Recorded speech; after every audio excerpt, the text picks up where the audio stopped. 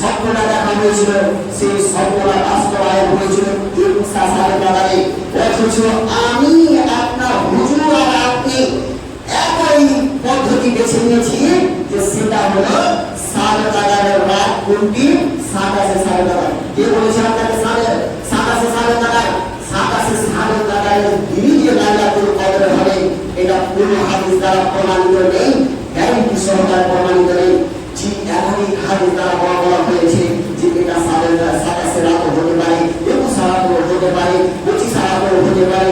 সম্মানিত উপস্থিতি, রাসূল সাল্লাল্লাহু আলাইহি ওয়াসাল্লাম কিভাবে এই রাতগুলি জাগতেন?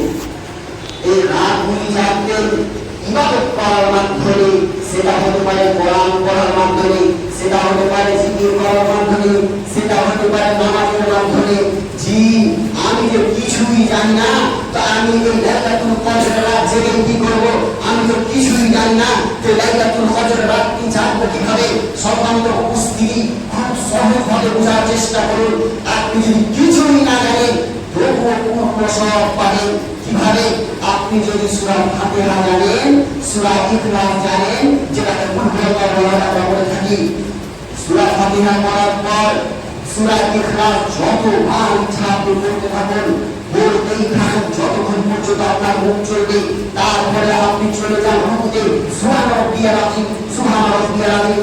এইরকম করতে করতে আপনি ইবাদত করতে থাকেন, যতবার ইচ্ছা আপনি রুকুতে সুবহান রাব্বিয়াল আযীম বলতে থাকেন।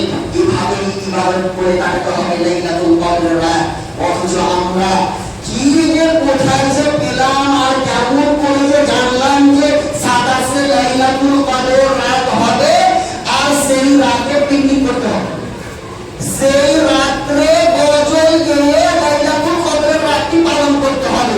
মাওলানাকে এমন ভাবে বলছে আজকে লাইলাতুল কদরের রাত, আপনি বক্তব্য দেন না কেন?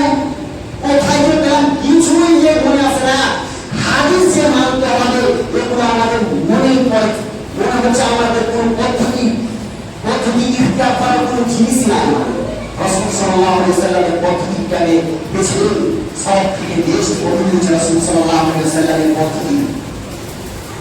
সম্মানিত উপস্থিতি, এইভাবে আমাদেরকে লাইলাতুল কদরের রাতটি পালন করতে হবে।